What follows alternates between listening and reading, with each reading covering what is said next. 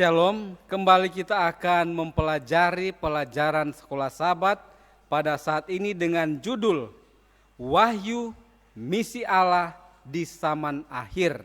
Mari kita tunduk kepala dan kita berdoa. Terima kasih Bapa di sorga, Engkau masih menyertai kami. Sampai pada saat ini kami mau belajar firman Tuhan. Roh Kudus Tuhan selalu bersama-sama dengan kami.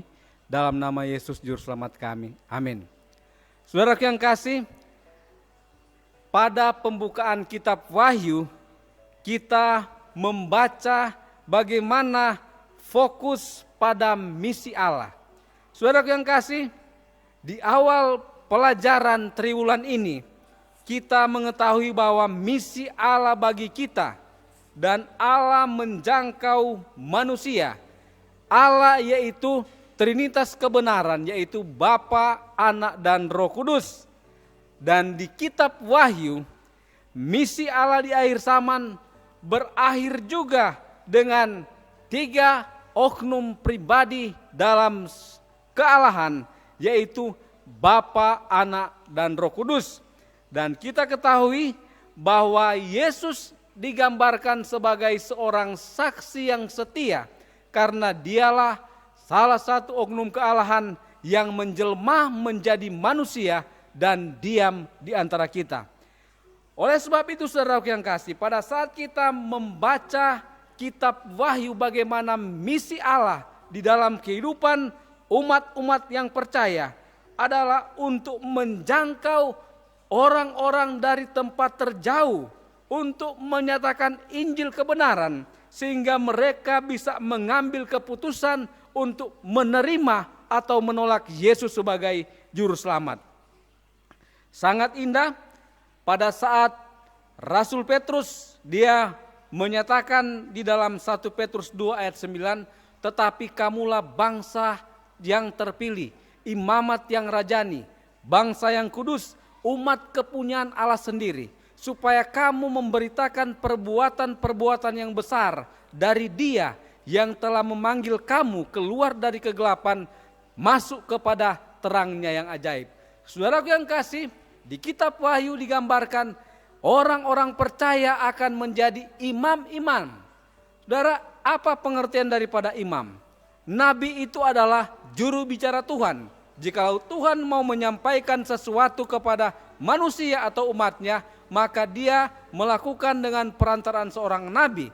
Sedangkan imam itu adalah bagaimana seorang bisa datang kepada Tuhan, itu adalah lewat imam. Dan Rasul Petrus menyatakan bahwa umat-umat yang percaya mereka itu adalah sebagai imamat yang rajadi. Mereka itu sebagai imam-imam. Saudara yang kasih, kalau kita melakukan pelanggaran, maka kita sendiri yang harus datang kepada Tuhan. Tidak memerlukan seorang pengantara manusia lain. Kita datang sendiri kepada Tuhan, meminta ampun dosa-dosa dan kesalahan yang sudah kita perbuat. Dengan demikian Tuhan akan mengampuni dosa kita dan menyucikan kita dari segala kejahatan. Oleh sebab itu di dalam Wahyu pasal 1 ayat 7 kita melihat bagaimana mendesaknya misi ini, yaitu Yesus akan datang dan bangsa-bangsa akan meratap karena mereka akan binasa. Ada 2 kelompok yang akan ada pada waktu Yesus datang pada kali yang kedua, yaitu kelompok yang akan berseru kepada gunung-gunung, batu-batu, runtuhlah menimpa kami. Itu adalah orang-orang yang tidak mau menerima Kristus sebagai juru selamat. Tetapi bagi saudara dan saya yang percaya kepada Kristus, menerima Kristus sebagai juru selamat, walaupun kita mungkin diizinkan untuk beristirahat, kita akan bangkit. Dan kalau kita diizinkan Tuhan untuk hidup pada waktu kedatangan Kristus, maka kita akan berseru di dalam kelompok besar. Inilah Tuhan yang kita nanti-nantikan. Marilah kita bertamasya oleh karena keselamatan yang sudah diadakannya. Saudaraku yang kasih, betapa indah kita akan memandang Yesus Kristus. Dia sebagai pencipta, dan saat kita jatuh ke dalam dosa, maka Dia juga sudah menebus kita dengan darah yang sangat mahal.